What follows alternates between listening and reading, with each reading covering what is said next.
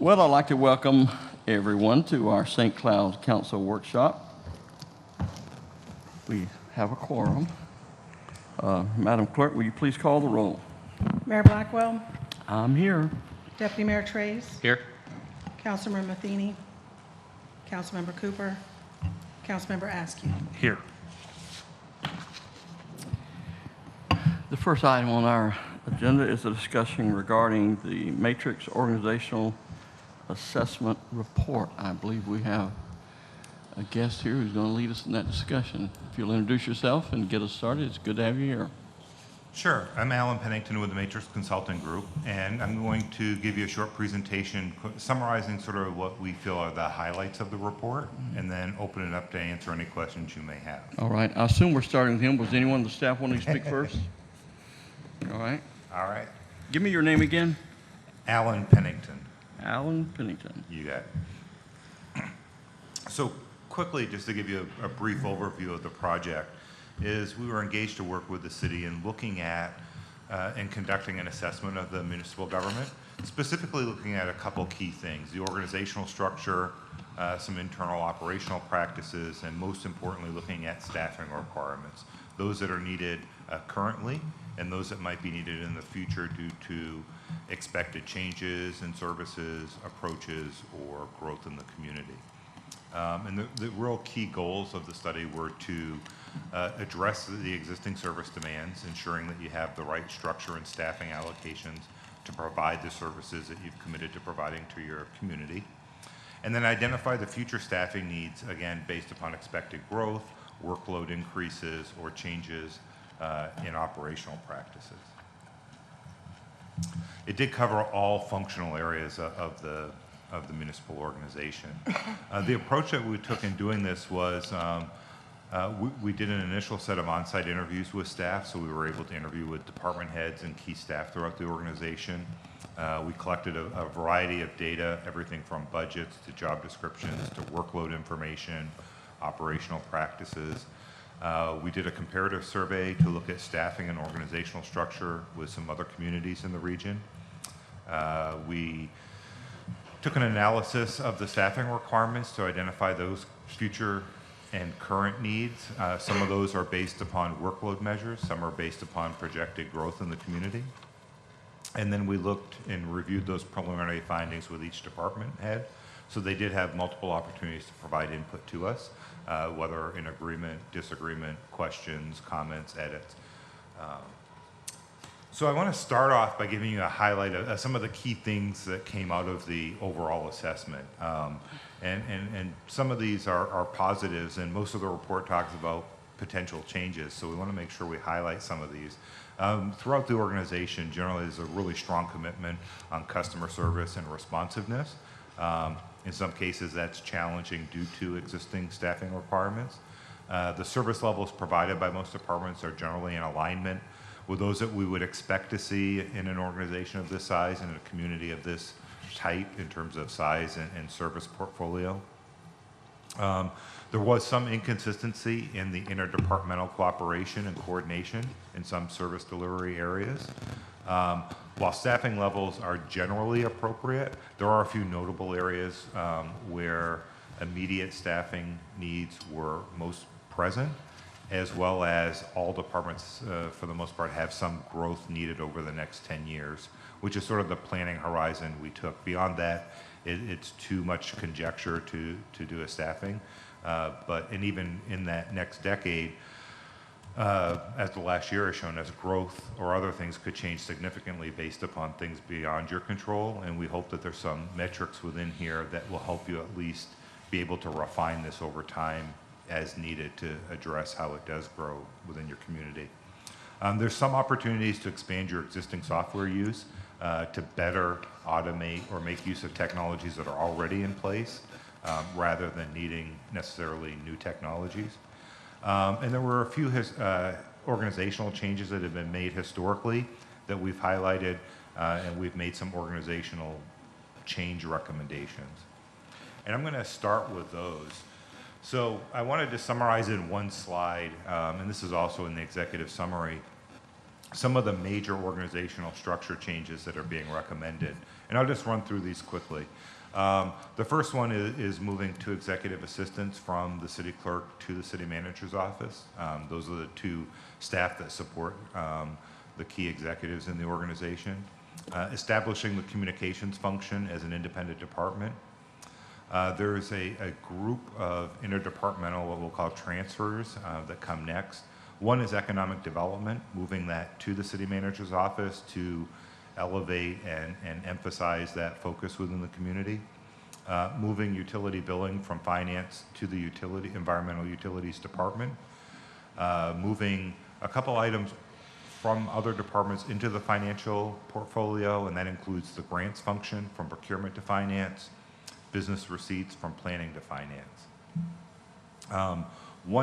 Two departments we did recommend you merge into one. That's the planning and building departments, given the close coordination of that work effort that they have. We believe it would work really well to have them combined, as well as moving the code enforcement function from police to the new development services department. We've recommended concurrency planning transfer to the development services department after that merger occurs. Move building maintenance out of the building department to public works, where it's, I think, traditionally located as well as more appropriately located. And then the transfer of project management function from procurement department to public works and utilities, having them oversee those very specific operational areas. The next slide I wanted to summarize for you is the change in staffing over the 10-year period, and it is fairly front-loaded. So while 5 or 6% and 4% don't sound like much as a percentage, they are pretty significant when we're talking numbers of positions, 42 and 43.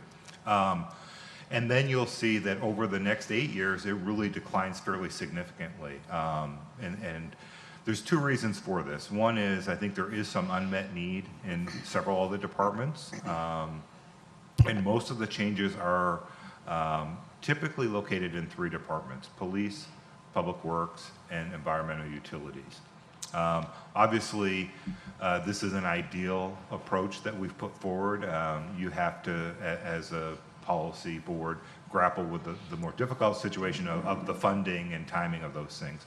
And it's not inappropriate to reprioritize these. We tried to give for each position in the details some relative indication of the priority we felt on it. Some of the positions, specifically when we talk in the outer years on public safety, are truly dependent upon expected growth in the community. So if your growth occurs slower than was projected a year ago, then those could be pushed off further. So again, while 6%, 4% don't sound like a lot as a percentage, it is a significant number of positions. And over this 10-year horizon, it would total to about 167 positions overall. So your workforce would grow to 877 employees. The next several slides, we just wanted to make it easy and present for you the positions sort of by functional area, by year, so you get a sort of sense of what those are. I'm not going to read all of these to you, but I do want to at least highlight the most pressing needs in the immediate term for each of the departments. And in the city manager's office, that would be a management analyst position that was recommended. In the city clerk's office, we don't have an immediate recommendation for staffing, but in a couple of years, we've recommended some temporary staffing to support the records management. Finance, we do have one in 2021 for the business tax financial coordinator to accommodate the movement of that from planning to the finance department.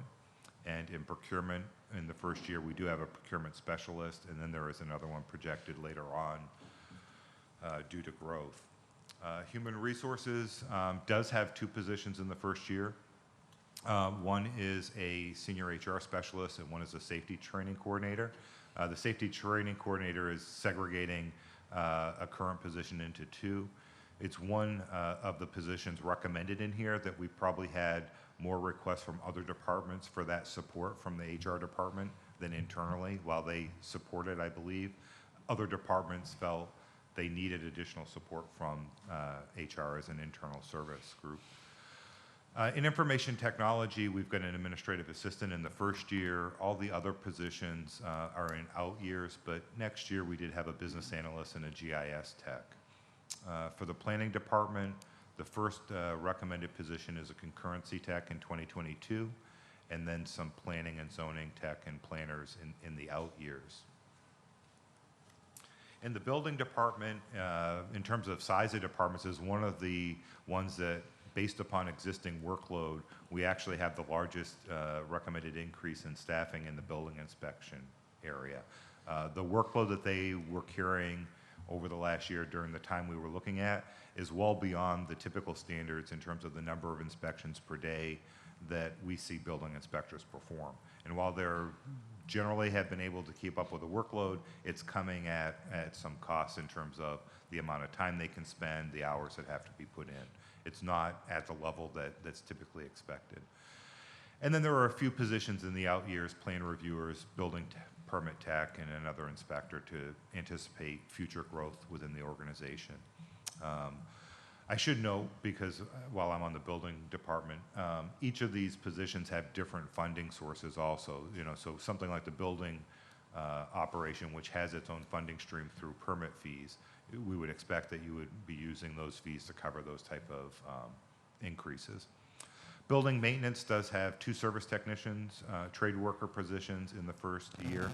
That was one area where we felt currently you don't have sufficient numbers of skilled personnel to appropriately maintain your infrastructure in terms of facilities and internal systems. In the fire department, in the short term, relatively small change in terms of a plans reviewer, a billing specialist, and an admin assistant, so more on the internal service components of the fire department. The bigger numbers when we get into the sworn staff occur next year and in 2025 if you add additional units and stations into the mix here. But those, when you do add them, are significant numbers in order to provide this service. In the, did I jump? Yeah, okay, Parks and Recreation, we've got a couple ground maintenance workers and a tree trimmer in 2022, and then scattered out every other year or so, we've got a few positions from recreation specialists to ground maintenance workers, tree trimmers, customer service clerks. Again, those are based upon expected growth in either programming or maintenance requirements. Police is, as I mentioned, one of the other departments that has a fairly significant number of staffing recommendations in here. I think over the 10-year time period, it's 31 of the total. In the first year, there is a fairly significant increase recommended in the number of police officers, detectives, 1 code enforcement officer, a traffic officer, and 2 dispatchers. The traffic officer, while we have grouped here because of the current structure, remember that's when we recommended move to the planning department. And then for police specifically, I want to highlight this, the growth in officers and detectives are principally driven by expected community growth. So those are going to be highly dependent upon what happens in the future. But there are metrics in there regarding proactive time levels that should be maintained so that they can effectively respond to calls timely, as well as have time between calls to do the things you want them to do besides just responding to calls. So this is one that would require you to continually monitor the growth both in call volumes as well as community growth to refine these every few years to make sure you're still growing at the pace that it was expected. Public Works is the other one that has a significant number, and I think this one was also somewhere around 30 over the 10-year horizon. And it also has some change in the services it would be providing because we do have, we have recommended the facility maintenance function go into this group. But in the first year, we're talking a data analyst, street maintenance worker, signal tech, and 3 vehicle maintenance techs. So your fleet area is one where we felt you were understaffed for the fleet that you're expecting them to maintain. So we have addressed that in the first year, our recommendation. Obviously, that could be phased in. But then in future years, it's basically growth. And you'll see it's pretty evenly split between the different functional areas, between the solid waste and the streets as we move forward. And none of the years are too significant, maybe 3, 4, 5, but nothing like the first year. And then finally, the other large one, which again was slightly over 30 total, was in environmental utilities. In the first year, we really have a couple positions focusing on addressing what we felt were either current deficiencies in staffing or organizational structure. And that included a GIS analyst, an assistant line superintendent, an engineer, asset financial assistant, and a couple of meter readers. And then I want to highlight 2022 because it's another fairly significant year for this department.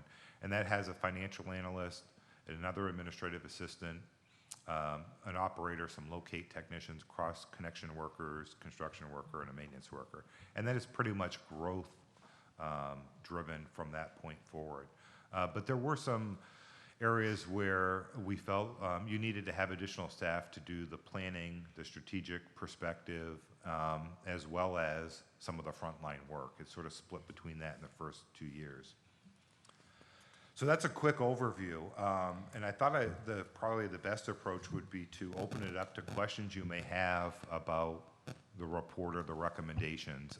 Because I felt if I went through each department position by position, I'd bore you to death and maybe not answer the questions you really had. So let me stop there and open it up to you.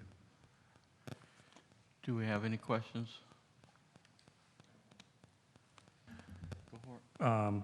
The business tax receipts that we're going to be taking in, when somebody, if a commercial business comes in, where are they have to go up to the third floor on the B side to pay that, or is that? I'm sorry, I didn't hear the whole question. Where are they going to pay the fee? Yeah. So our recommendation is the business license would go to the finance department. Right. So it would be paid. So when But you could do it wherever you wanted, but that was sort of our approach, was to put that into the finance operation oversight. okay, it might be easier when we redo City Hall, but right now it's just very confusing. So, yeah, just something to look into when it comes to paying off your business tax receipt, just going up to the third floor, I guess. Okay. That's it for me. Trace, you have anything? I'll have more. I mean, was there more presentation to it, or was that was all Any of it? questions now? Okay. So based on these staffing levels, I mean, that's a lot more staffing, and I'm sure we'll work through the fiscal impacts to that. Are we going to incorporate these numbers into the long-term plan for the public safety complex planning and the City Hall planning for that space utilization? Is this in line with what we've laid out prior? Yes, sir. This will be considered as we work through that process. Okay. And in the backup, the 200-plus page backup, there were some pretty good KPIs for staffing levels, kind of based on the growth, based on call volumes, response times, all that. I imagine a lot of that came from our existing software and tracking, but we'll add all that to our management suite. That's correct. A lot of that data did come from the software programs we currently have. Okay. And then kind of specifically on the fire side of things, specifically where, 60, 70% of the calls come from EMS, is it possible to have like extra EMS areas that aren't the full suite? I don't know how it works kind of in the JPA area where we have to run a lot of medical calls for the county, and we'll have the annexation discussion coming up, but it seems like there's a lot of issue there. Yes, sir. And if I could have the fire chief come, I can answer that, but I'm going to have the fire chief answer if I Wake up. could. Is that okay, Mayor? Absolutely. All right, thank you. Absolutely. Can't sit next to Veronica. Because on the police side of things, it's easier for them to flex in and out because there's not a structure that has to be there. It's kind of roving. Correct. Can you start over? I'm sorry, I was responding to an email when you were talking, unfortunately. So 60, 70% of calls are EMS calls, and sometimes you don't always know that going into it when it's depending on the call. Is there a possibility to have extra staffing levels just for EMS, or just to have rescues out there There is. We've looked at the possibility of doing some flexible units during peak activities or something along those lines. However, based off of the staffing matrix and the way the fire department staffing schedule works out, in order to facilitate just a peak activity unit, you're looking at 4 to 5 people to secure vacancy positions and time off. For a 6th person, you can provide 24-hour coverage. So cost-benefit analysis, it's actually cheaper to run the 24-hour shift personnel than it is the peak activity. Interesting, just because that apparatus has to be, Has to be stored somewhere, and that also increases its availability for what happens if something happens after that, quote, peak activity period, which, as you know, St. Cloud being, say, a smaller area than Orlando, you would expect that the population shifts the way they happen, that during the day, St. Cloud would be relatively slow for call volume, when in fact, during the daytime, 12 hours is almost twice, threefold as busy as we are at nighttime, which doesn't make as much sense when most of the residents are here at night. yeah. And yeah, the call density areas kind of seemed, it made sense, but it also kind of seemed funky with the clusters of where they're at. So the north, I'll call it the northwest corridor of the city. What we have a problem there is the call density, call overload, as I like to call it. More than one call happening in that area at one time, requiring additional resources per station per se versus additional stations. Ideally, to help take care of response time and overlapping things, that's what the Tahokwa station will be for. They'll take care of that northwest corridor. And then obviously conversely, although we're not there yet on call volume, our response time is lagging out on the east side of town. So that's where the Nora Tyson station would potentially come in. But overall, you can see there's a definitive uptick, and I can tell you off of the numbers that I ran today, we're looking at probably a 10 to 12% increase if the numbers hold true for the first 2 months going into next year. The guys, I don't know what happened, I think mid-December, all of a sudden, the faucet opened up and the call gods have been not very kind to our guys out there. And mostly EMS, or is it? Been all over the place, honestly. I know we've had a bunch of fires We've had, recently. as you all know, I've presented a couple of things about a couple of fires we've had in the city. We haven't had quite that many fires that fast together in a long time. We've had some pretty majorly significant auto accidents and just random events, and then obviously the EMS calls are continuing to be nonstop. Again, that's 70% of our workload is EMS, which comes into that activity of putting in a 5th rescue, which, as the Matrix study reported, we do have at least one rescue that's over its unit utilization rate as far as industry standards go. But you have to look at it more than just the unit utilization on call volume. You have to realize that there's the training components that we have to take units out of service to try to get them to training for the ISO part of it.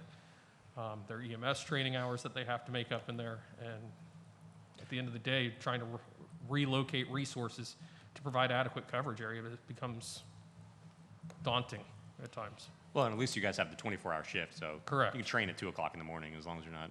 Believe it or not, we have lieutenants that do that on the way back from calls. They'll pull up, I used to have a lieutenant that did it. We'd be pulling back from a call at 2 o'clock in the morning and be like, hey, go over here. We're going to ladder this building and see what's up on top of the roof. And we used to do that kind of stuff. So, I think that was fire one.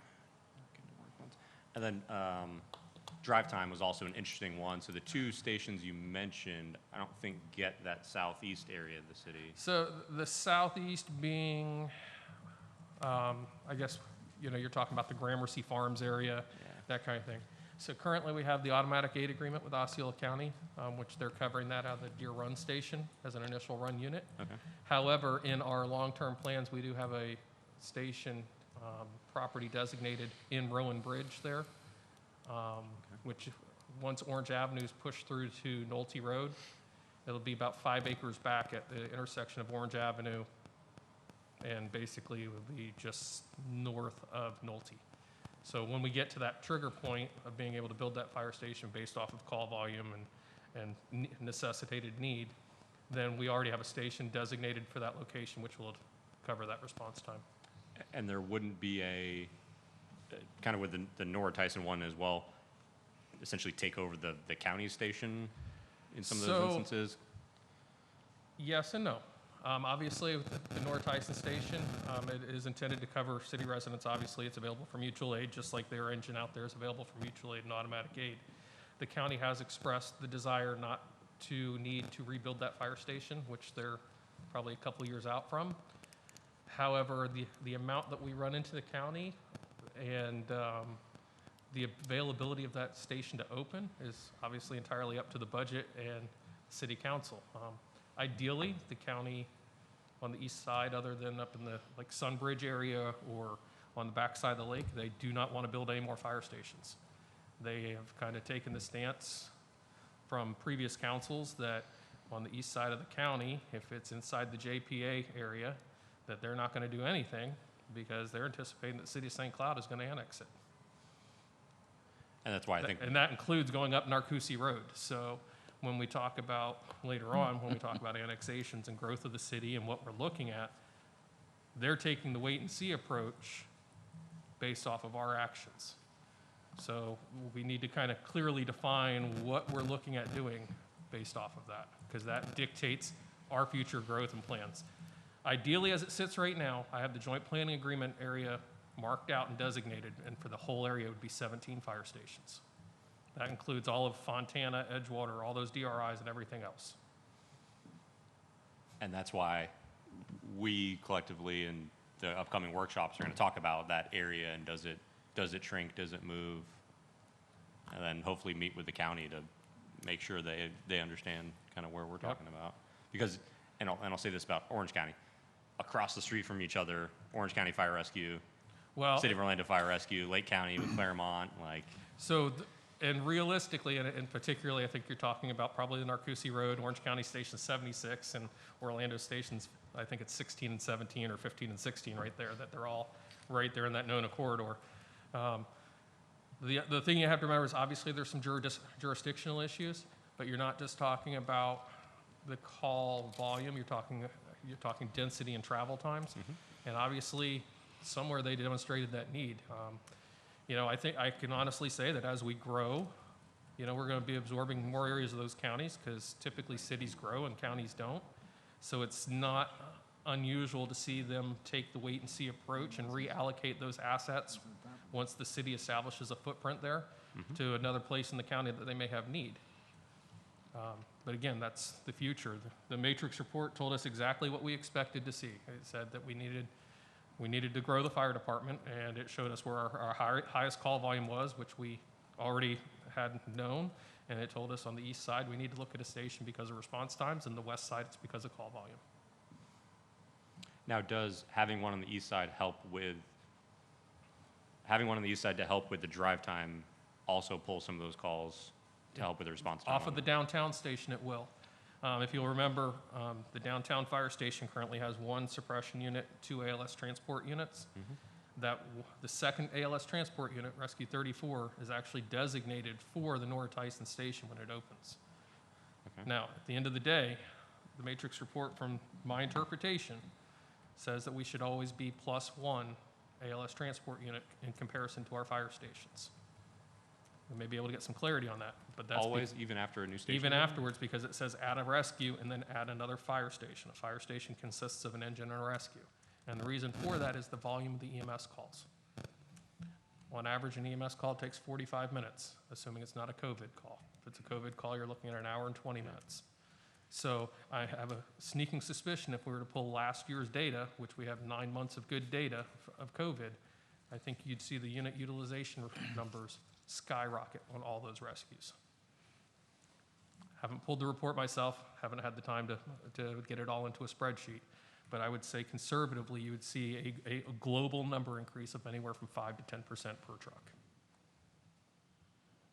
Okay, just based on the past couple months, wow. That's just based on the COVID. Okay.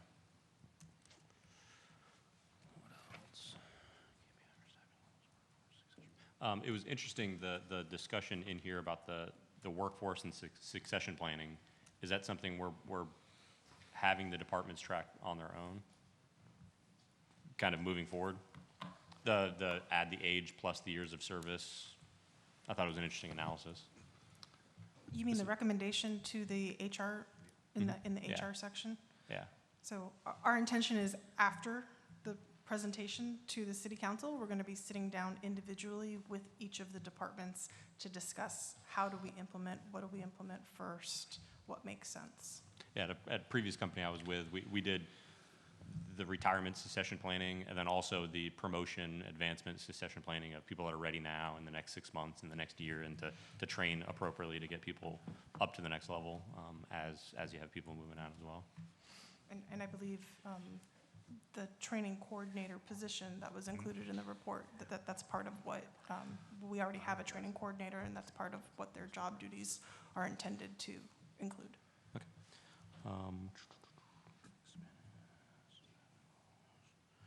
And then, Bill, on the financial side, the 42 positions, is that something we can attain in the next? I think it's going to take several years, and, you know, my intuition is the economy in Florida is going to be strong.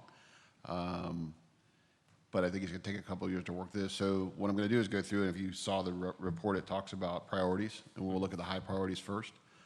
There are some, I'm going to stray from that a little bit, because I know some critical, like the business analyst position, I'd like to have that. You know, we just laid out a strategic plan. I'm going to need that person to monitor those things. But it's going to be expensive up front. Like I said, it's front-end loaded. It's about $3.5 million if we filled all those positions. And so we'll have to take a hard look at the budget. Right now, the budget's tracking very well. But again, it's going to take several years to work into this. And I want to say, you know, that the Matrix consultant did a great job through the COVID, but I kind of looked at this snapshot, if we kind of backed it up a year and look forward, that's kind of the way this, would you agree, Alan? That kind of, we're looking forward from a year ago. Right. Yeah. So we're already a year into it, so but we'll have to work into it through financials. And on the growth side, I didn't really see in here, police and fire are easy because based on call volume and everything. I mean, those are kind of set. But on some of the other departments, were there triggers in here of once we hit a certain number of meters or, you know, other things? There are some selected ones of, like building inspections, we reference, you know, the typical standard. Depending upon, you know, travel time and other things, it's usually 12 to 15 inspections per day. You guys were doing 25, I think, you know, somewhere closer to that, well beyond reasonableness. So there are selected ones in there. In some areas, there aren't. I mean, so for example, in HR, there really aren't good trigger points because it's not really, most of the services that were requested or we recommended you put services were safety, training, those type of internal services, that it wasn't on necessarily the recruitment side. So there is some correlation roughly with, on internal services, as your employee count grows, you have some internal service needs. But some of the others, there are some selected workload metrics that are there, but in other areas there are not. See if I can give this. In the building maintenance, we have some in there regarding the number of types of trades or custodials per a certain number of units or square footage. So there are some selected ones that are reliable industry standards you can use, and then there are some that aren't quite as clean cut. And then are there technological advances that can help with some of these staffing levels? Kind of just an idea out of my head is we have the automated trash trucks now that, I mean, it's not automated, they stuff together and grab it and everything, but like instead of having 2 or 3 people on a truck before, now it's one person that can manage the whole thing. Are there other technological solutions out there that'll help with some of these growth issues? I don't think we identified anything as significant or direct as that. I would say the one thing that I think is interesting from the study is we didn't identify, for example, the need as much for replacing new systems, you know, but we did note in there some of the existing systems are underutilized. So that enables you, if you better utilize some of them, to push off additional growth in staffing or the number that might be needed. But it's not quite the same as, hey, you know, we get this new truck, we can reduce our employee count by 2. Those didn't really pop up in this evaluation. Or yeah, deferment of it, Right. or. But I think there is some opportunity for some deferment of some, and I think we sort of built that in based upon what we understood of how you were using some of the existing systems. Now, as bad as the last year has been for many people, it has also identified the opportunities that we can do things differently than we have in the past. There's a lot more Zoom meetings and virtual elements. Most communities have pushed to much more online services, whether it's applying for a permit, a license, or payment of fees. And I think you need to continue to look at the opportunities to provide those services electronically and online, because that's the real value. It's much easier to process them. They don't take as much time for staff at the counter. So those type of efficiencies and I'm not saying this is unique to St. Cloud, but it was fairly generally universal in the local government sector. There were certain things you didn't do online, and this has shown us that yes, you can if there's a will to do it. And I think those opportunities are still there. To continue to look at more of the online services, electronic processing, rather than we have to go into City Hall or go into the St. Cloud facility to make this application. Well, and yeah, we have some younger generations coming in now that are just grew up with a phone in their hands, and they can figure that out. And then also ways that we can incentivize or disincentivize, plan submissions, Right. paper, doing online, because same thing. Yeah, I mean, we've seen communities when they do update their fee structure, for example, is if you do a paper submittal, they charge a higher fee because they're going to scan it and make it digital. So they're incentivizing people through the fee structure to do things online or electronically. And that's something to always keep in mind as you're looking at, especially where you're charging for services. It's also, in recreation services, they've been hit pretty hard nationally. All the revenues come from the programs that they put that have been devastated. But you're starting to see a lot more of the online stuff that they're doing that has not only enabled them to continue providing the services, but to meet groups that were previously underserved because they couldn't travel to the facility, they couldn't afford the cost. And it's really opened up the provision of those services to a much broader area. Okay. And then, Bill, I guess as part of the implementation plan of this, it'll be the department's working this into their work plan of all the recommendations? Yes, sir. By division, okay. Perfect. And then, would you need direction from, well, I guess this is all kind of in your wheelhouse of any of the organizational changes of moving departments here and there, you just run with it, or do you need anything out of? No, I don't need direction. It just, like I said, I'll be coming back to you, as we go through the budget process and what we can afford and what we can fund, and based on these priorities and some of the business processes that we need to change. Cool, thank you. Well, I just basically echo what we've seen. To me, it's a huge staff challenge. You're guys are going to have to sit down as a staff, because that's what I depend on. Is you guys are on the forefront. You guys are dealing with all of this, and you got to evaluate the study, and then you got to determine what can we do. Wendy's going to love this. Where we're going to get the money from, and working with the finance department, budgeting. How do we do that? He's already talked about, are there creative ways? Because adding by the end of 2020, 75 different staffing. Just if you follow this recommendation, ideally, are they all going to? Where do we put them all? I think also with the COVID thing, has certainly taught us that we need to think outside the box when it comes to creative work that could be possibly done at home, online, to be able to even move forward. So because it's going to be a real challenge. It's kind of overwhelming, I'm sure. So any other questions, any other input? Mayor, I just want to say I'm very confident in my team to be able to look through this and put the best product forward for our citizens and for this council. No, I'm confident also. Would you like to proceed? I don't have anything else. You have anything else for us? Thank you. Thank you. Thank you, Alan. We thank you very much for your presentation. Thank you for all the work. I do have a question. Explain to me the logic for merging code enforcement from police to development services. Is that Sure.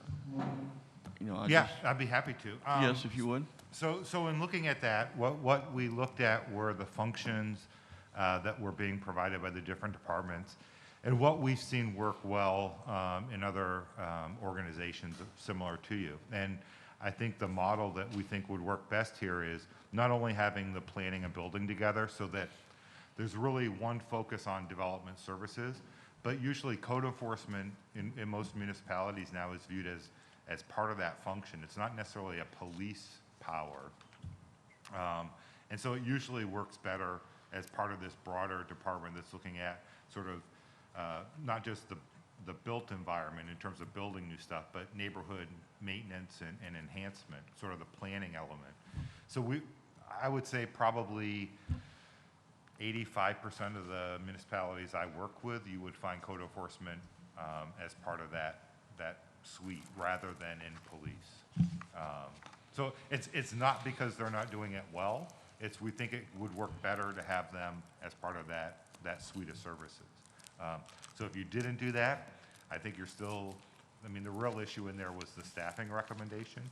But I think there's opportunities when you bring it in to have a more holistic approach from that department in terms of serving the neighborhoods and the development that's occurring. And it's a little bit of a different mindset also, because it's not just enforcing the rules and regulations, it's really helping them solve problems.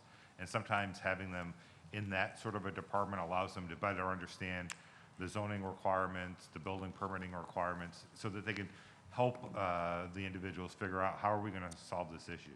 How are we going to resolve this code enforcement issue that's been identified as problematic? All right. Well, thank you. Sure. I don't have anything else. Thank you very much. Thank you.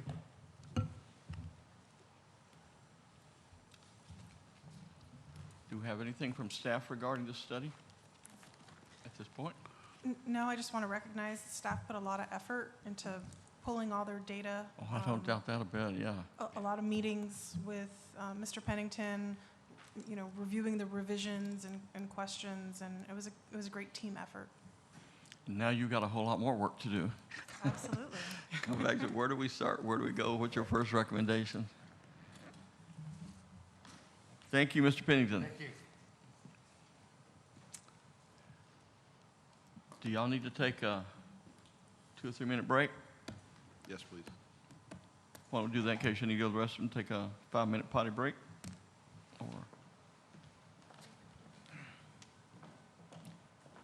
it's overwhelming.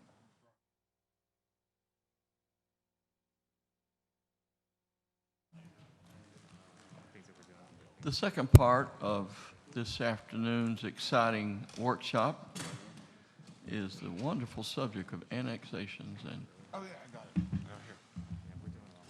Mr. Andre, are you going to lead this discussion? Yes, thank you. The floor is yours. And the table.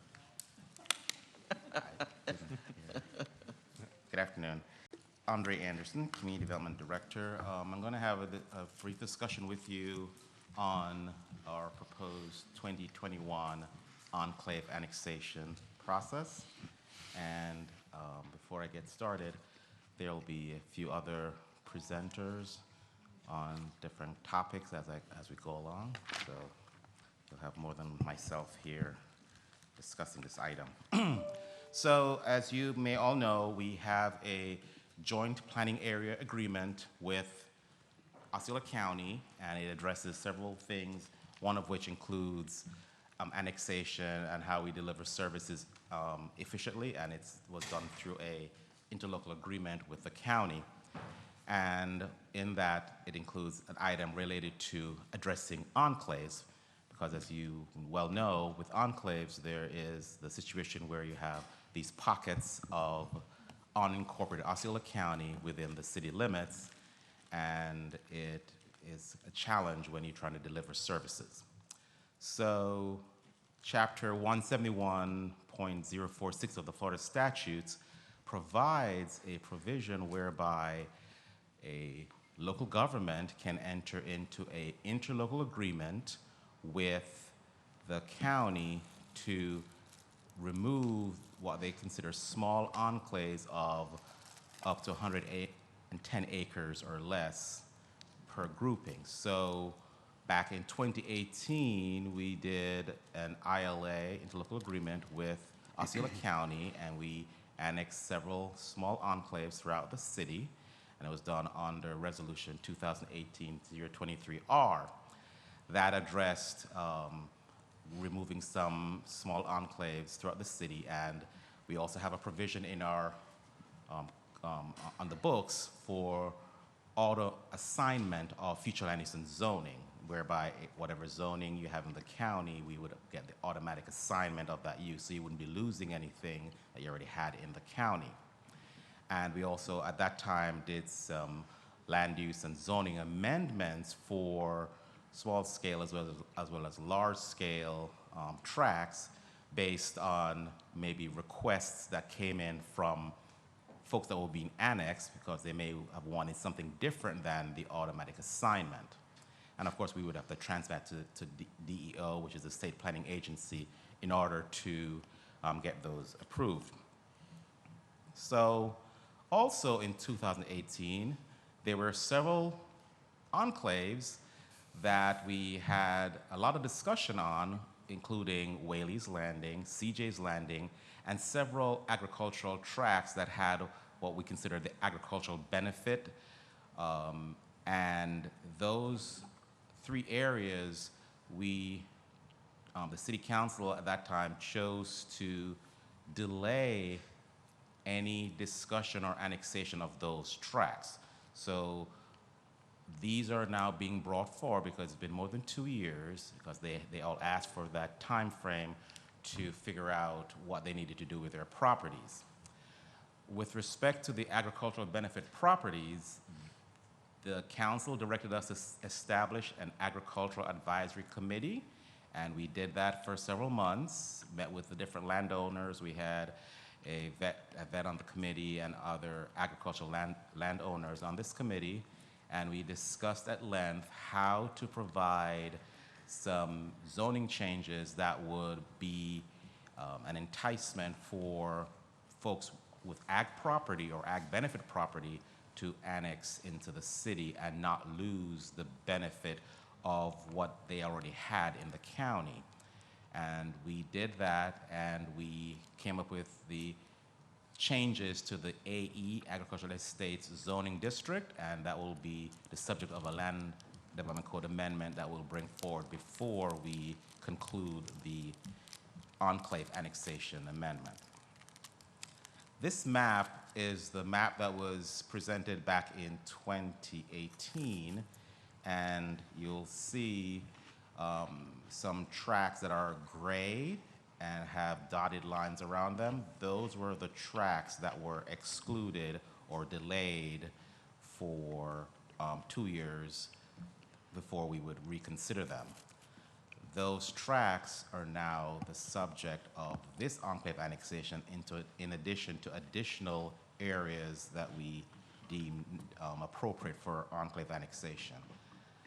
This is the map that we are dealing with now, which again shows the tracts that are in blue represents the first, what I consider the first phase, or the prior annexations that were not moved forward. So those are now included, and then the areas that you see in red all throughout the city limits are the other tracts of land that need to be annexed into the city as they meet the definition of an enclave. Any questions so far?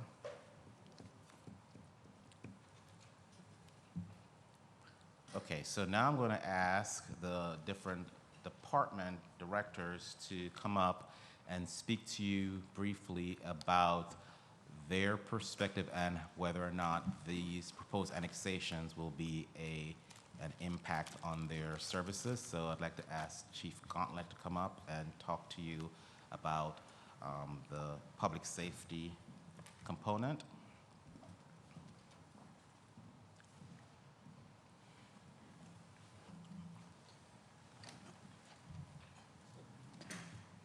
It doesn't fit sometimes in here. Pete Gauntlet, Chief of Police. Thank you, Andre. As most of you heard me talk about this before, I'm a very strong proponent in cleaning up the enclaves and the rough edges around the city. From a public safety standpoint, we can't have a positive impact on those areas of the community if we have no control or authority in those areas. One of the things that if we go back to past examples, the River Road annexation, for years that was a blighted area that was plagued with drug problems. The residents had complained to the county for years about the problems there. They were scared to let their own children play in the streets. There was active drug dealing going on.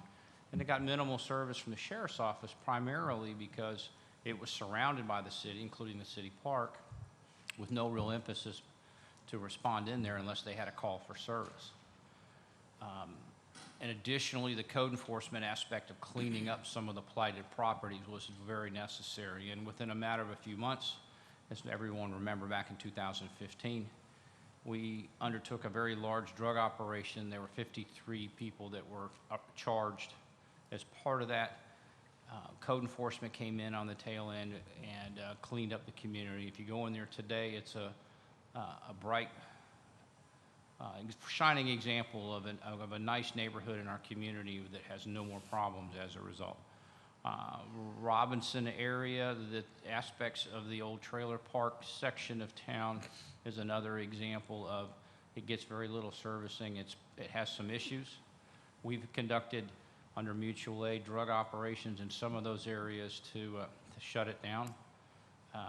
There continues to be some of those pockets, and we'd rather service it because it makes our staff, including our communication staff, it's a lot of work to work around those. When calls come in and they're having to double check when and if these homes are in the city and how much of the block is and this house is and this house isn't, and those type of things, it makes it rather awkward and confusing at times. But more importantly, the people that do live there, they'll get a quality of service that they haven't had before because our availability will be much faster and certainly more prevalent as the time goes on. Thank you. Any questions for Chief? Great. I'd like to ask Chief Miller to please come up and talk a little bit about the fire rescue services. Good afternoon again. As you can see from the map, this is our service area for mutual aid calls within Osceola County.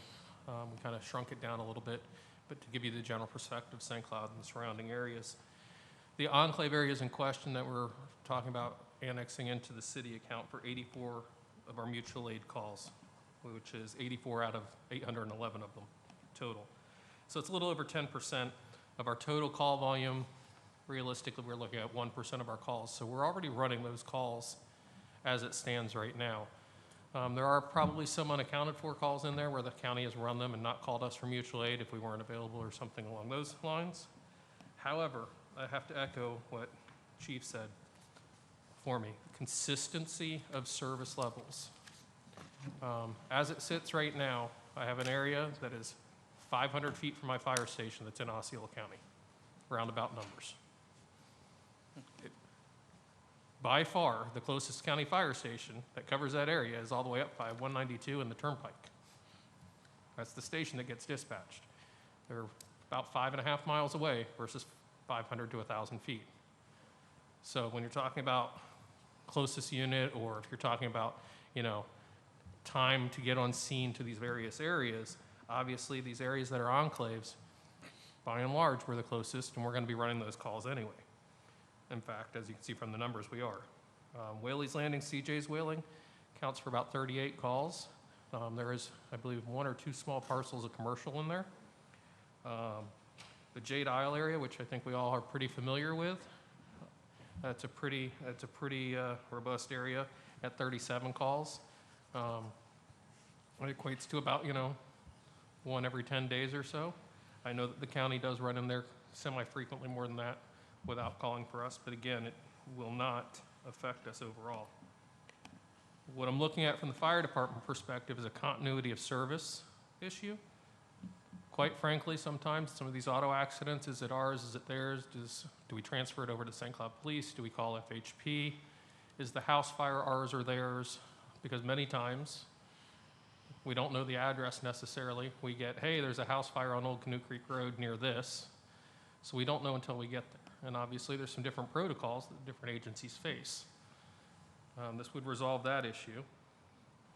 And then you look at, when we talk about quality service, faster services, if those residents currently call 911, that 911 call gets routed to Osceola County Sheriff's Department, who then calls over the radio after they get all the call information to our comm center and says, hey, do you guys have a unit available? Yep, sure do. Next thing you know, they're having to relay all that information that they had just collected from the other operator to our comm center for us to get people on the road. So in my perspective, that makes zero sense. At the end of the day, the people who are calling 911 really don't care what color the fire truck is, they just want help. Again, it ends this house is, this one isn't aspect of it. And in the future, when you're looking at additional annexations, you know, the Kissimmee Park Road corridor, currently we run about 100 calls a year out there. We're going to be probably annexing in the future, I would imagine, a chunk of that coming in. And then, as we talked about previously, when we're talking about fire stations with matrix study and the wait and see approach the county's taking, when you look at that Narcoossee Northeast Road corridor, although we've run up there 170 times this last year, my assumption is that that number would probably likely triple if we were to annex it all. I think there's a lot of unaccounted for calls that the county runs without us up there. But as far as a number, I wasn't able to get that data yet as of this point. But that's not the area we're talking about. We're only talking about the 84 calls at this point. So, minimal impact. It has no overall operating impact on us because we're already running those calls by and large. Thank you, Chief.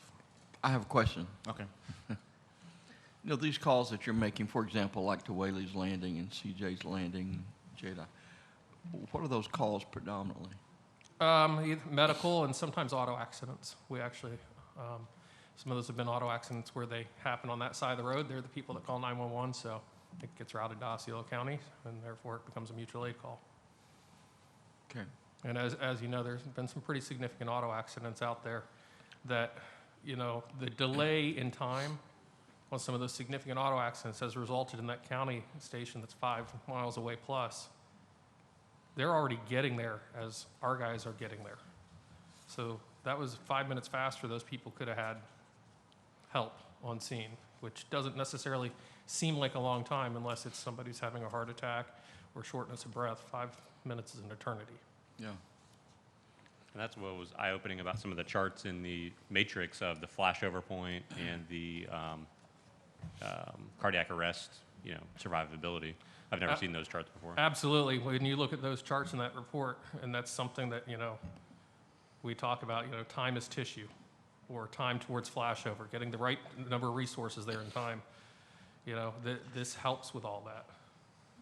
Because it ends that, is it ours, is it theirs? It stops that delay. Because again, if it were my family, I'd want the closest people to go. I thought it was interesting 2 years ago when we had people from this particular gentleman from Whaley's Landing was protesting being annexed. And I was trying to explain to him why it was very important medically and for the police service. And he said, oh, that's no problem. He says, you know, my wife had a heart attack just recently. He said, both the city and the county showed up like that was some kind of argument. I thought, well, that's the problem. That is exactly the problem. That is the And problem. that's because in the time it took them to process the call, get their units going, and then to reprocess the call and get our units going, that we all wound up there at the same time. Yeah, and I tried to explain, I said, you know, they could have been needed somewhere else, but I Well, said, that's the that other is thing. part of the problem. You hit the nail on the head there also. It reduces the duplication of efforts and resources, which increases availability for those other calls. Right. And specifically with the CAD system, is there a way to integrate them to where if they get a call and it's ours, they just dump the information to you?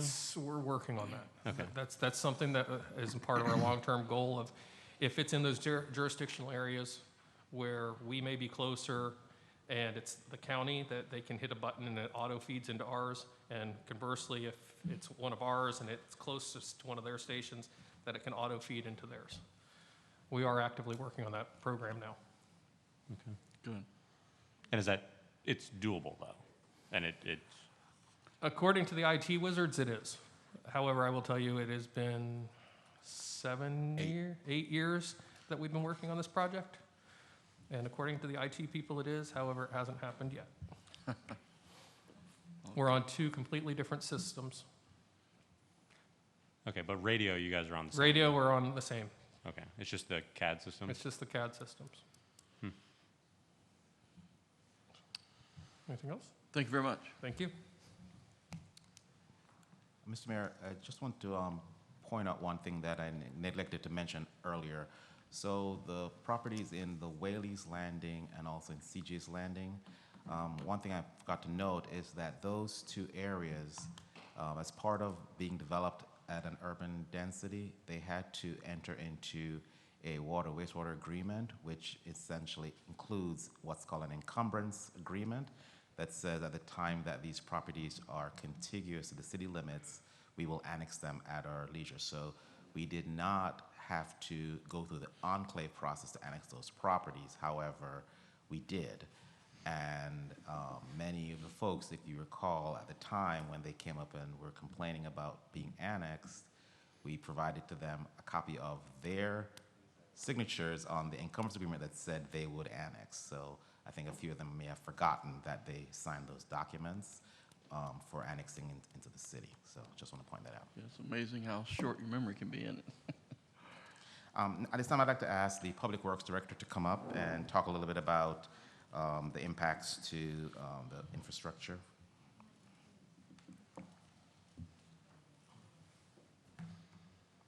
Good afternoon, Nasim Gador, Public Works Director. In regards to the Public Works Department, the impacts, well, just to kind of outline that after the annexation would take place, the solid waste transfer for responsibilities would happen on October 1st the same year. And for the maintenance responsibilities for streets and stormwater, the transfer would happen 18 months after the annexation is enacted. The benefits for the benefits really reflects continuity of services. Specifically for solid waste, solid waste will be able to provide uniform services throughout the pockets of the enclaves within the city limits, and in essence will allow them to be able to reorganize their routes to make it much more efficient. In regards to stormwater, as you well know, that the impacts of stormwater systems knows no boundaries. So in essence, when you have enclaves, if you have a city's system that's upstream, you have the county system that's in the middle, and then you have another city system downstream. Any kind of maintenance issues in regards to in that middle section not only impacts the downstream, but also impacts the upstream side, and with both being the city's maintenance responsibilities. So the annexation of the enclaves will allow the city's stormwater maintenance responsibilities to be uniform throughout to provide more consistent service and maintenance. And then in regards to the roadways, for the streets, in essence, will be able to provide the same in regards to being able to provide consistent levels of service for the roads within the city space, as well as be able to allow the city to provide a more equitable level of service throughout the city space as well. In regards to the estimated cost for the annexation enclave, up there is a summary of the costs. In essence, coming in about 470 residents, 5.5 miles of stormwater systems, 9.4 miles of streets. The cost includes the initial startup fees, added personnel, equipment, minus the revenue that's generated from the additional residents. And this would be based on fiscal year costs. Sir? Oops, I thought was it. What is the 704,000 on stormwater? So $704,000 on stormwater would be the approximate cost that would take to take care of the stormwater system. The stormwater systems that are the non-city stormwater systems as it's currently in its current condition prior to in its current condition if there's no resolution to that. And then it also includes the additional equipment that would be required in order to support the additional stormwater, the miles of stormwater systems as well. And our And annual Ge- budget is 600,000 for stormwater, right? that's the annual budget, yes, sir. So in regards to startup costs would be like the, we consider the cleanup cost to take care of it. Again, the intent would be, just like I said before, the timeline for the city to accept responsibilities is 18 months after the annexation is enacted, which will allow the county and the city to work together to bring it back up to its current level, to the required level of service. Okay, so that was my next question is, Acceptable. the county would, in some roads that if they're beyond pavement repair, they'd repave Then before annexation? Roger that, sir. The intent is that, for example, the $270,000 for the streets on the startup side, that includes for example, on Lakeshore Boulevard, the county has a programmed restoration project on along Lakeshore Boulevard currently. So that's a program cost that's in their system. So we did not account for that particularly. Like Brown Chapel to, what is that, Columbia? I believe so, yes, sir. Stretch? Okay. Yes, sir. So those other additional costs would be to bring up the streets to the level of service that the city currently has at roughly a pavement condition index of 70, which is classified as fair condition. Then again, of course, during the 18 months of the annexation timeline, it's the city's intent, of course, to work with the county to ensure that the streets that's going to be annexed in are brought, restored, revitalized, repaired as needed to reduce those costs. But we want to make sure that present those startup costs. And sorry, it was 2.2 million is the stormwater budget. I don't want to get yelled at later. Yes, sir. Thank you for not reducing my budget mid-year. Yes. So you weren't here when we took some enclaves in before. We had a little bit of challenge. They didn't get their garbage cans, things like that. When we do take these on and they become our new citizens, are they going to be charged for garbage cans now that we have that set in place? Or are we just going ahead and because we're annexing and voluntarily annexing them, are they going to be receiving garbage can pro bono kind of thing? Or are we going to go ahead and charge them the $300-400 to?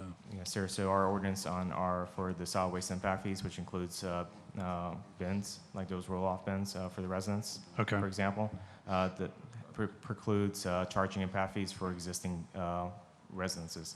So if the house is, in essence, if the house is standing before the annexation, they will not be charged a fee to receive a bin. They will receive it pro bono.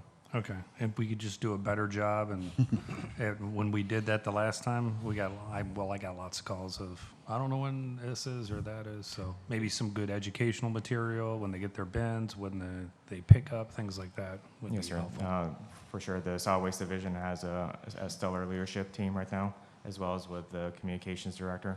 We'll make sure that the word gets out and that it's done in a publicized, orderly fashion.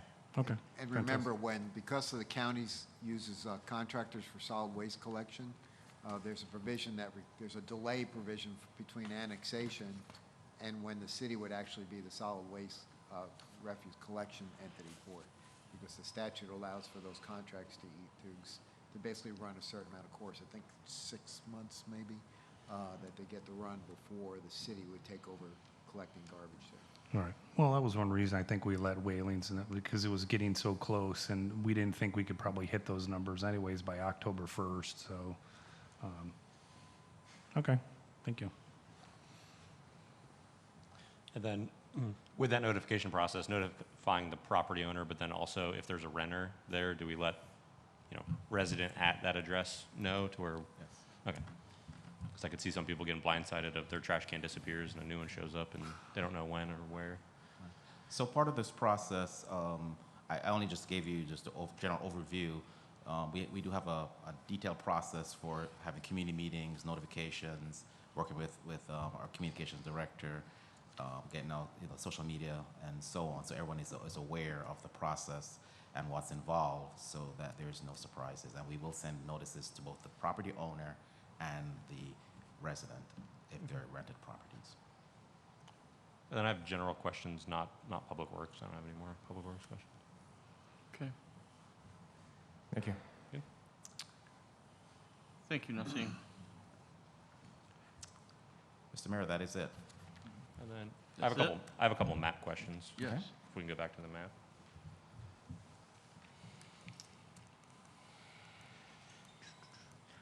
I wasn't on board, I was sitting in the audience for the Whaley's discussion, and there was a whole bunch of back and forth. I imagine the Haywood-Ruffin area is gonna be the same debate discussion. I know I was here when Center Lake was coming in, and there were a number of residents that came in and just spoke out of, now that this is annexing, I don't want to be in the city, and I know it's going to encircle us. So I guess what's the discussion plan with that? The same thing. So when Center Lake was coming in, I made a point of pointing out to the residents that were raising concerns that we would be coming forward with enclave annexation. So they've been aware for some time now. Okay. But again, we will, customize our letters or whatever we need to do to inform different groupings, because obviously folks that are over in Haywood-Ruffin may have a different set of concerns than, say, Whaley's or other areas. So if we start to receive some comments, we'll definitely address those right away so folks are aware of the issues. Last time, we also had an FAQ on our website and answer different questions regarding when we get pickup, or when would their garbage be handled, or water bill, all the different items that they would have concern about. We did have FAQs for those. And then I can't remember I know you guys did a breakdown of what their property taxes would be and all that. Did that include the surcharge for water and sewer, the trash fee, all of that granular breakdown, or was it just the ad valorem? Right. So there was a bit of a challenge doing it across the board for everyone, because different properties had different requirements if you're in well and septic versus, central services. So I think as people asked for, we did customize breakdowns for them. Okay. But we did do a generalized breakdown to say here's a difference in cost, but we couldn't do it across the board for everyone because it would give bad information. Okay, I didn't know if we could automatically pull that information from, if they have a meter, they're already serviced by our water and sewer, and just put together that financial information just to help justify it for them. Well, I will definitely work with our finance director and figure that out. Yeah, if it's an easy, let Excel do it. And then I see Barton Triangle Park. Looks like it's going to be annexed. Has there been a conversation with the county about that? I know there were parks that were purposefully turned over to the city. I just didn't know if this was one that we'd be taking over the park side of things, or is it just? Well, fortunately, our parks director is here, so she can talk about that. I was going to answer the question, but since she walked all the way from the back, I'm going to let her answer. You didn't have heels on. Usually we hear people's heels clacking up. Yeah, I'm sorry, Keith, just to clarify, it's hard to hear back there. Oh, So you sorry. just wanted to know if we plan on taking over the maintenance of Barton Triangle? Yeah, well, and it's getting annexed, so it'll be a part of the city. I just didn't know if that would stay a county park or if that would come on as a city park. No, so the agreement, our interlocal agreement that we just signed with the county, the parks interlocal agreement states that we'll take that park over this October 2021, take over the maintenance. Okay. And were there any others, or is that was the only one in this enclave? That's the only one in this enclave. Okay. Thank you. Yep. I'm assuming that these little red pockets on 192, is most of that commercial?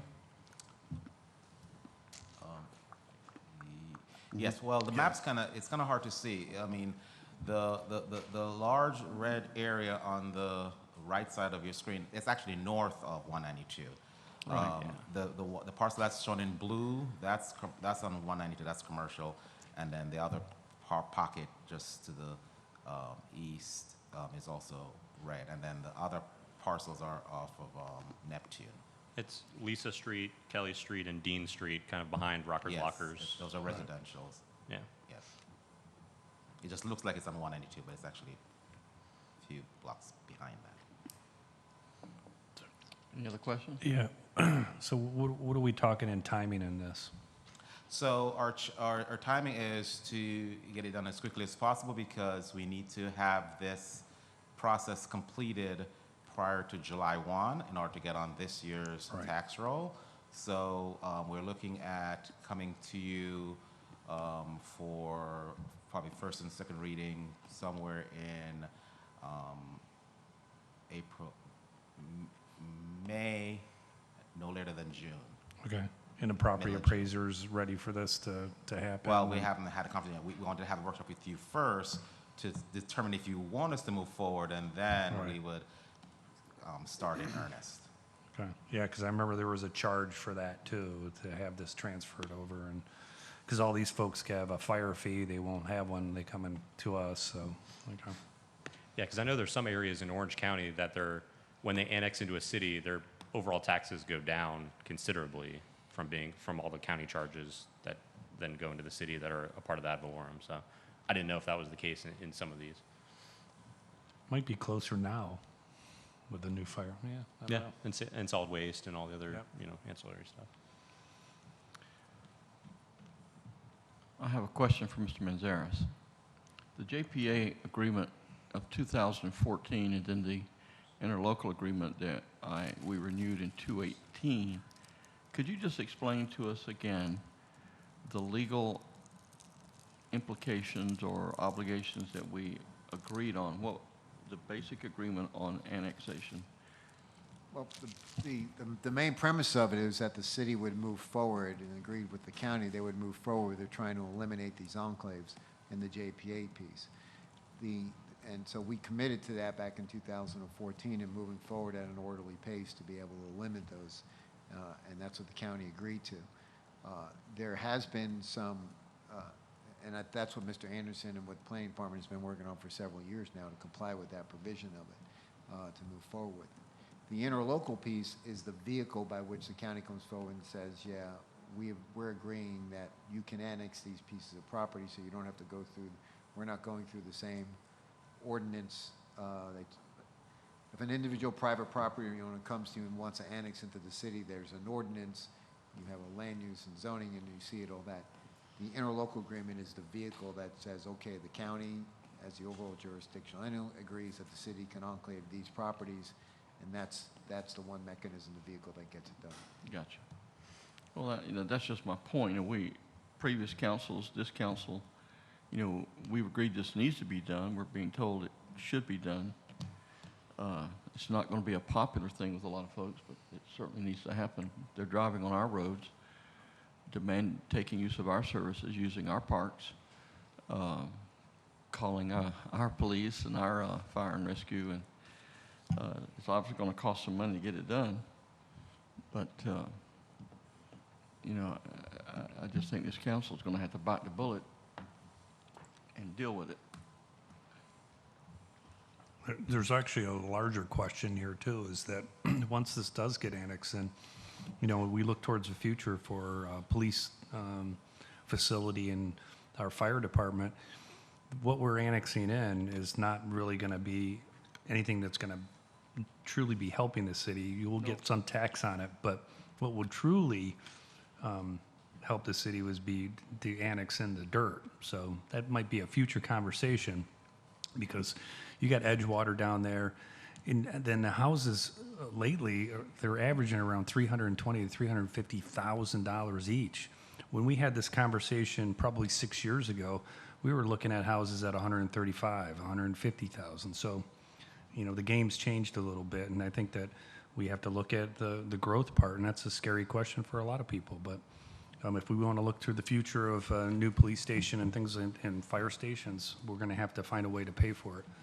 Unfortunately, I don't think this is the way you're going to end up paying for it. This needs to be done, but this is not going to bring any more funds into the kitty for the general fund. So just wanted to throw that out there. I would agree. So we are in discussions right now with the developers or proposed developers for the developments on the west side of the Turnpike, and you will be seeing us coming back to you with some potential annexations of those areas. As Chief Miller mentioned, all the calls that go to that area already, and we need to be looking at how we service that area. And so Edgewater is probably one of the first ones that you'll probably see coming back to you for annexation, and then a couple other projects south of that. Are we contiguous to Twin Lakes at this point? Yep. Yes. Does water make us contiguous? Yes, we yes, the water does not make you not contiguous. That's kind of a double negative. All right. But yeah, the water is not a barrier to contiguity, and we are contiguous to Twin Lakes. We chose to do these now as, I guess, essentially phase one. And if we're successful in moving this forward, we can come back to you with additional enclave annexations that need to be done. We chose that this would be our first step. Well, that's certainly the kind of enclave that, or property that would pay for itself. I mean, if you wish to expand the area, we can give you additional maps that would look at that, but we chose these as a starting point. Baby steps. Any other discussion? You have any enlightenment for us? Great Always. City Manager? Always, Mayor. No, thank you. No, I was just going to say, yeah, we chose this. Twin Lakes can certainly be back on the table, and they will be, but I think to meet that deadline for the tax rolls, I think it'd be difficult. And like I said, I wanted to ask you too, it's just the kind of analytics we had talked about in our workshop back in October that you'd like to see. But we'll do some more analytics, economic type analytics. As you know, Steve McDonald left GAI. He's with Raptilus now, which we are working with. And we're going to re-engage him to go. And now you see the multiple workshops we have throughout the year to get some of these questions answered for you guys so you can make some good policy decisions. And then do we have a map that shows the encumbrance agreements as well? Yes, we can generate one. That would The be good. problem that we've encountered is many of these encumbrance agreements are extremely old, and we've gone through the clerk's office archives, we've gone through the county clerk's office trying to find a lot of these encumbrance agreements. And so, in any one area, as an example, we'll find a subdivision that, of 100 houses, we'll find, 80, knowing that clearly the other 20 did have an encumbrance agreement. We just can't seem to locate them in our public records. But yes, we can definitely generate a map of all the properties that are encumbered. Okay, yeah, specifically that Hickory Tree Road area, because if you guys are talking about Twin Lakes coming in, then that just encircles a whole nother. Right. Yep. And the area. same thing along 192 Live Oak Lakes, I think it's called. That's further, Oh, Live Oak Estates, yeah. Live Oak is, On the north end of Live Oak. yeah. right. So there's that as well. Is Anything it else? possible to de-annex the school board property? Yes, it is. There's a provision in the statute for what's called contraction. Done. Yeah, why would we want that? Right, because then it just jumps everything to Nova Road, and if we're trying to stay compact, natural and man-made barriers help. So, especially if they generate no ad valorem income.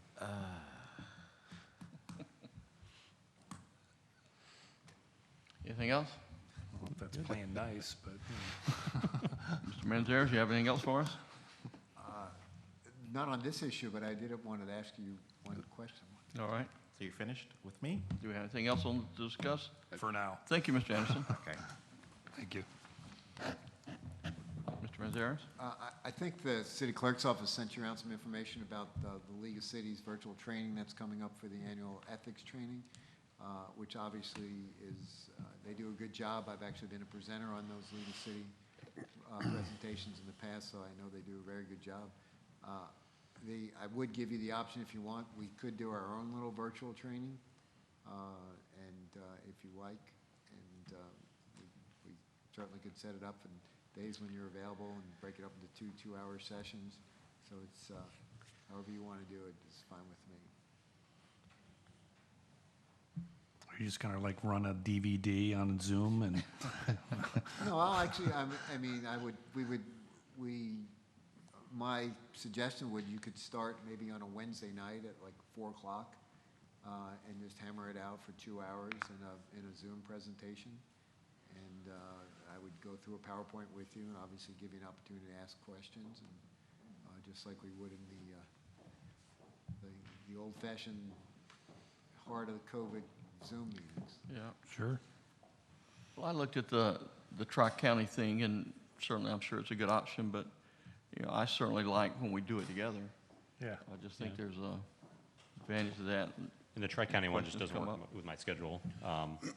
So the later ones work better for me. And we can, like I said, my preference would be just to work with the schedule is maybe we could find a Wednesday at like 4 o'clock on a Wednesday, and we could do it one week and then do it the following And week. then CRA and Planning Commission? Yeah, Or they gotta all the do it. boards have to, No, right? no, it's only the city council and the CRA board members. Okay. Oh, okay. Just the 7th. Okay. Well, obviously, and yeah, so you have to do it as part of your participation on the DSD board also, but you'll get it. Right. You'll get it, so. So we can work on that and try to get your dates and do that. I prefer to do it together as a group. Yeah. I like it. Thank you. Think if you could help us accommodate that. Anything else, Mr. Sturgeon? Yes, sir. Mayor, if I could have a minute. Yes, you may. Thank you. Council, if you remember back in the budget process, back in August last year, I didn't recommend an increase for our employees subsequent to the COVID crisis that we're currently still in. However, we started doing monthly budget performance meetings, and I'm pleased to tell you our budget is performing a lot better than I expected, and I'd like to propose a mid-year 3% COLA for our employees, and I need direction to do that. We have the money in our personnel services budget already. It just, I need direction to move forward that. We're mid-year, need to do the computer inputs for it to take effect April 1st. I'd also request that the city manager be included in that, and we'd have to do an amendment to my contract. But if we could do that. Any discussion? Is that, are we going to be able to afford that next year and the following years? I mean, I just looked at your actual revenue report. It looks good on the top part on the ad valorem, but the rest doesn't look that great. Yeah, I mean, so let me have Wendy come up and talk.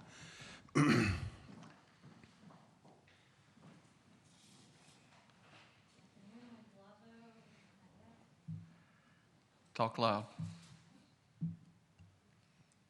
Like, yeah, they gotta turn you Can on. you hear me now? Can you hear you now? Good afternoon, Wendy Colazzo, Finance Director. So the overview, and we've been doing some business analysis as we do the P&L, as the city manager mentioned. And with that commitment, the current projection right now in payroll is $1.3 million. I'm going to use the word surplus very lightly. That meaning we have $1.3 million right now. That did not include, at the point that we did the analysis, the 5 new firefighter hires that we had for that fiscal year. We incorporated that as well as additional expected Parks and Rec expenditures, because as the summer comes in, we amped up the number of hours that they will need in order to bring back youth camps and everything of that nature. The total estimate about that with the firefighters as well as the Parks and Rec came out to about $300,000, leaving us still $1 million of projected surplus. The 3% COLA would cost $400,000 in the general fund right now. With a 4/1 projected date, the following payroll, at the beginning of the payroll would be when it would be effective. The reason you probably saw the general ledgers and where we were at that time, we actually had a 60 to 90-day delay in revenues with the Department of Revenue assessing things for COVID and seeing the retail and gas sales. That has thus been fixed, and we ended up getting an increase in revenues paid out between the first and second months. You know, so that's brought us up to speed. Some of the driving factors, because I don't like to have anomalies like that and not have an answer for you, has been that as you see the economy and with weather, we have the northerners coming down and they're using gas and also retail and staying here a little bit longer. That has increased our revenue projections about 12%. And as I committed to you in the budget process, you know, I projected for 25% of shared revenue reduction. We were at 22% reduction in the first month. And with the economy equalizing a little bit with after the elections, we're looking at a performance that's above 13% and projected to continue on. So we feel confident that, as well as to further enlighten you about this, in the Budget Amendment 2, we're projecting a return back of some of the workers' comp issues that you'll see there of over $1 million. Also note that with that, we've gone up about 15,839 in general fund month over month and quarter over quarter. So the performance is excellent. We did analyze all the general ledger for you, and that is the status to be able to commit to what the city manager promised to do, which is by second quarter, give you an analysis of how we're performing. I feel confident that we're going to continue there, and the 3% will be no problem. Year over year, remember that this is a commitment that the city manager said we would look into. Just be mindful that year over year, it's not about not being able to absorb, but we do have some other playing fields that we might not be able to do of 3% year over year, because we have to have a point in which we just stop, right, and sustain, because we do have things sunsetting like safer grants. The CRA, you know, we got to do those negotiations. So we have a lot of those factors coming in, and we're not even factoring matrix things at this point yet. So it would be too embryo for me to commit to you year over year a 3%. However, if performance continues on like it does right now, we should have no problem absorbing what we need to keep everybody up to status and make these commitments that we still have to further analyze. Any questions? Speaking like a true finance person. Sorry. And the 5.8 million of the 1% tax that goes away too in 2024. So if I earned my finance merit badge the other day, so I'm You going to did. answer this. So we're looking at a strategy, Mr. Trace and council, that we can utilize that money for big capital projects. And so, and I can't think of a better word to say, we're kind of wean our usage off of that. So we'll hit some big projects over the next 3 years. Like a fire station is one thing we could use to spend that money. And then, you know, quit buying the lower price capital items out of that. And it's going to be a little structural change in our budget, but we think that's if it goes away. And I've had significant discussions with Mr. Steigerwald at Kissimmee. I think it's going to be a Kissimmee, Osceola County, St. Cloud effort to make sure this thing goes down again. Hopefully it does, but if it doesn't, I think our strategy is to expend that money on the bigger capital projects and not be used to spending it every year.